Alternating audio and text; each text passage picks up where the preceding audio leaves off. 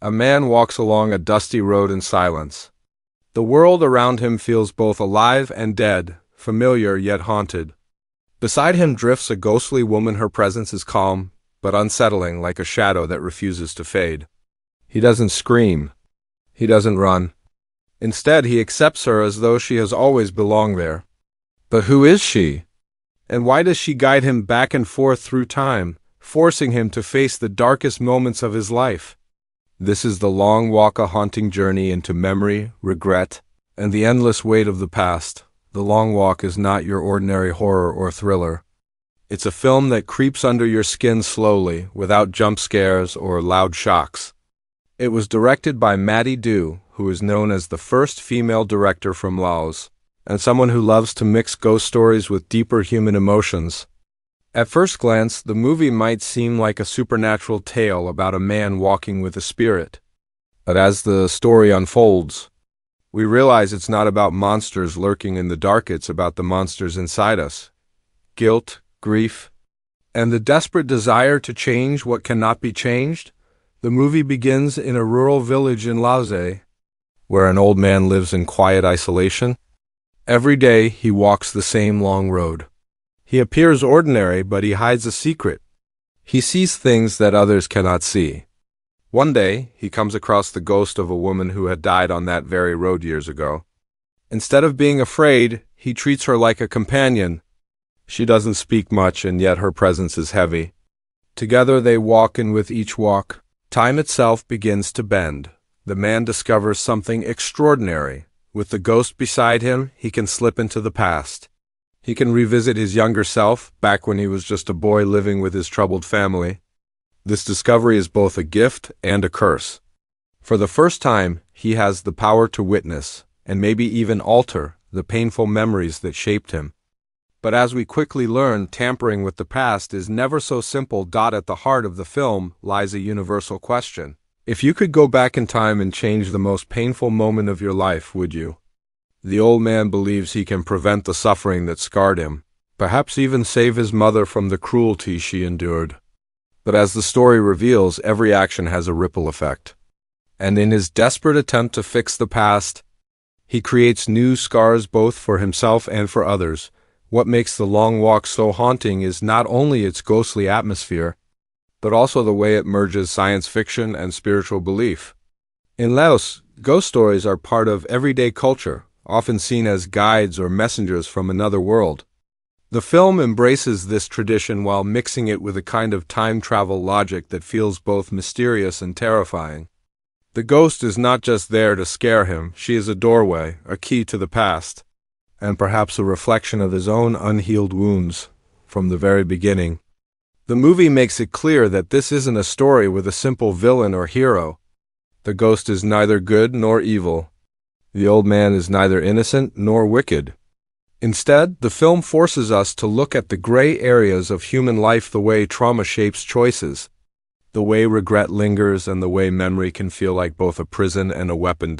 So, when the old man continues his long, lonely walks, with the ghost always by his side, we are pulled into a world where time is fragile, where the living and the dead walk together, and where the past refuses to stay buried. And that's the setup of The Long Walk. A man, a ghost, and a road that stretches endlessly, not just through the countryside, but through time, memory, and the very heart of human sorrow.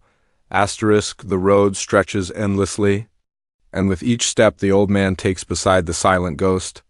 The story of The Long Walk begins to unravel like a memory you're not sure you want to remember. At first, it looks simple: a man, a spirit, and a lonely path through the Lao countryside. But slowly, the film reveals that this isn't just a road through space, it's a road through time. And every time the old man walks it, the lines between past and present blur. The central figure of the story is the old man. He isn't given a name. This is deliberate. By leaving him nameless, the film turns him into a universal figure, a symbol of all the burdens people carry across their lives. He lives on the edge of the village, alone, unremarkable, almost forgotten by the community. But when we watch him walk with the ghost, we see there is something extraordinary about him.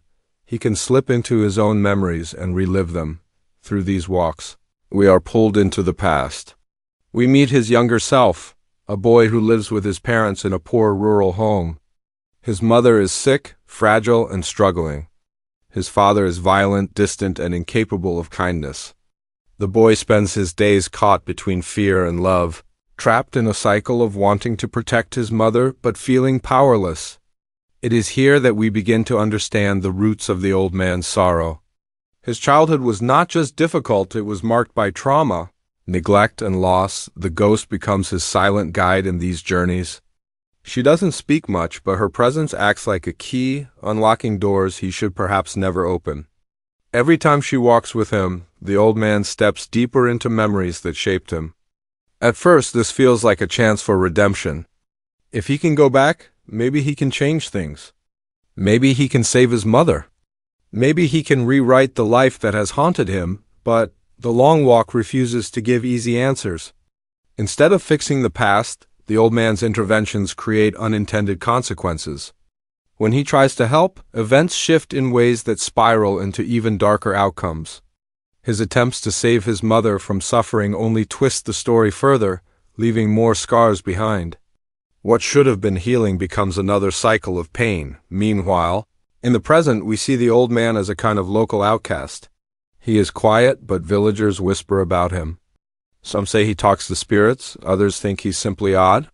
He survives by salvaging scraps, repairing broken machines, and trading what little he finds. The ghost is always with him, always watching. The villagers don't see her, but we do, and so does he. And as time moves back and forth, we realize this isn't a simple ghost story.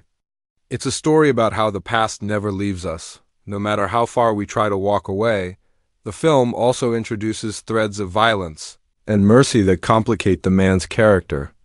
In some moments, we see him as a boy witnessing his mother's suffering, powerless to stop it. In other moments, we see the older version of him making choices that are cold, calculated, and unsettling. The ghost doesn't stop him, doesn't intervene, she only walks with him, letting him choose his path.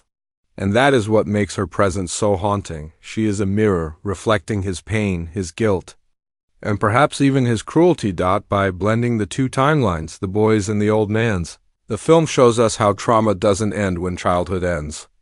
It lingers, festers, and shapes who we become. The young boy grows into the old man, and the scars of his past never heal. Instead, they bleed into his present, guiding his every step along the endless road. So, as we move deeper into the film, the plot reveals its true form. It's not about solving a mystery or fighting a ghost.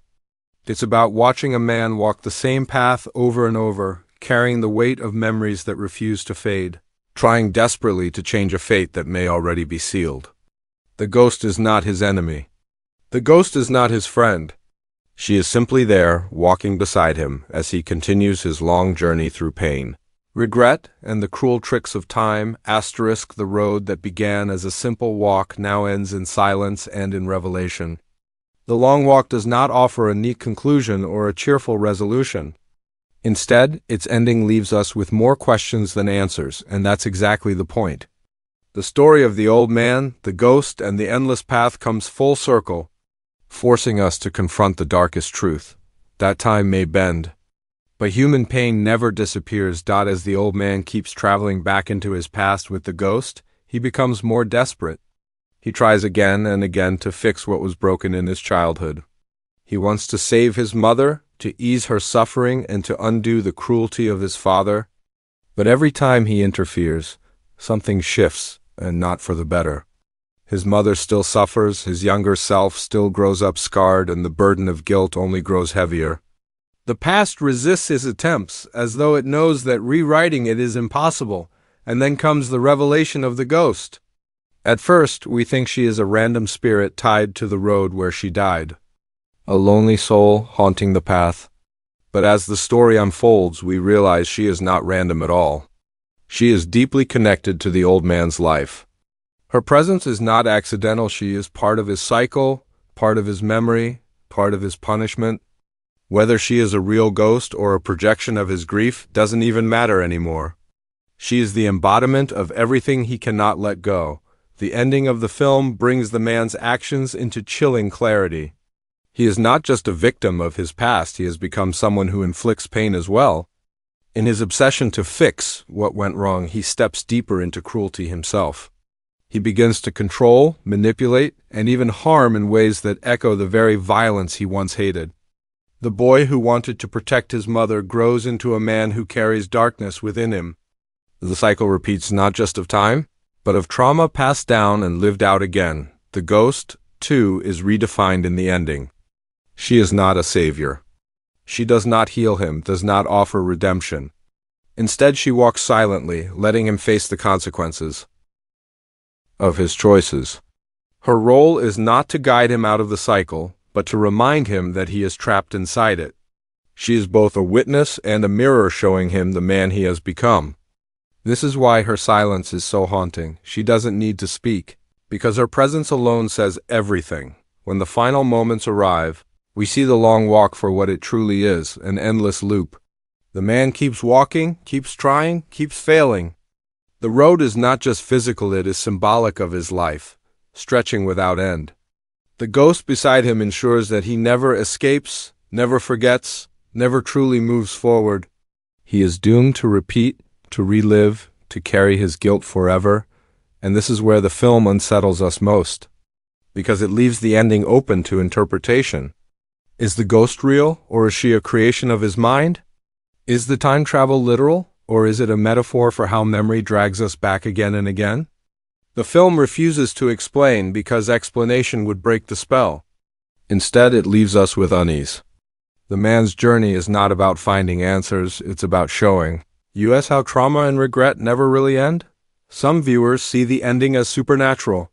The ghost is real, and the man is cursed to walk with her until the end of his days. Others see it as psychological. The ghost is only his guilt, his grief, his regret, haunting him in human form. Both interpretations are valid, and both lead to the same conclusion. The past cannot be erased. The brilliance of the ending lies in its silence. There is no dramatic confrontation, no final twist spelled out for us. Instead, there is the long road, the old man, and the ghost beside him, walking. Always walking. It is not an ending in the traditional sense, but a continuation of the same journey. An endless reminder that some roads never reach a destination. So when the screen finally fades, we are left not with closure, but with reflection. Who is the ghost? She is memory. She is regret. She is the past that never lets go. And the old man? He is all of us, walking with ghosts we wish we could forget, trapped in loops of our own making. What makes the long walk unforgettable is not just its ghost, nor its time travel puzzle. It's the message hidden beneath the surface, the quiet truth about human life that lingers long after the credits fade. At first glance, it may seem like a film about the supernatural, but at its heart, it is about something far more universal: memory, regret, and the pain of trying to undo what can never be undone. The old man believes that if he can return to his childhood and change small details, he can free himself from the weight of his past. He wants to rescue his mother, to rewrite her suffering, to save the boy he once was. But every time he tries, the outcome grows worse. The film's message is clear: the past cannot be fixed. It can only be faced.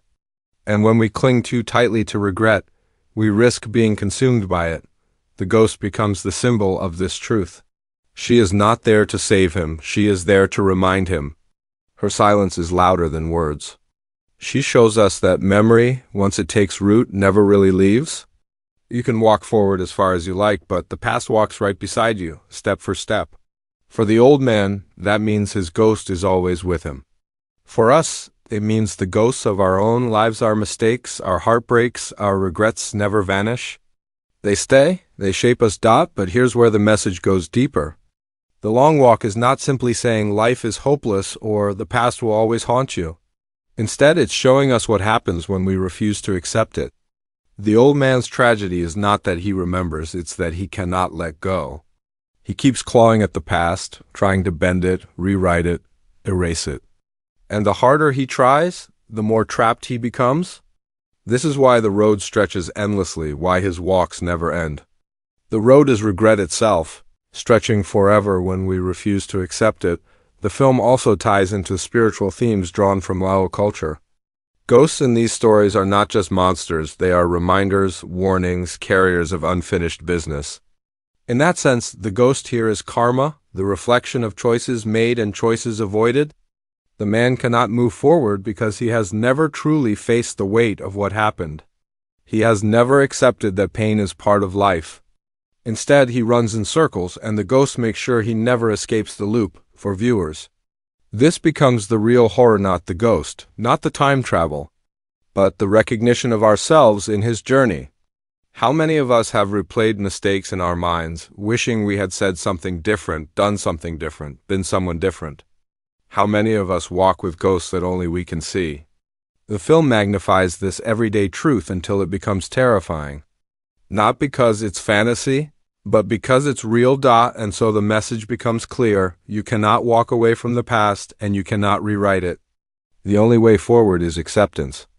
The ghost is not defeated because she cannot be. She exists as long as regret exists. And regret only fades when we stop trying to control what is already gone. The old man never learns this lesson, and that is why he is doomed to walk forever.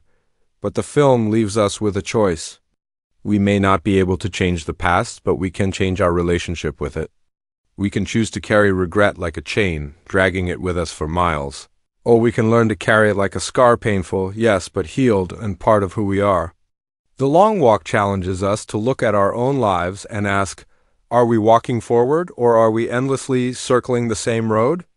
By the final scene, the story is not just about an old man and a ghost. It is about all of us.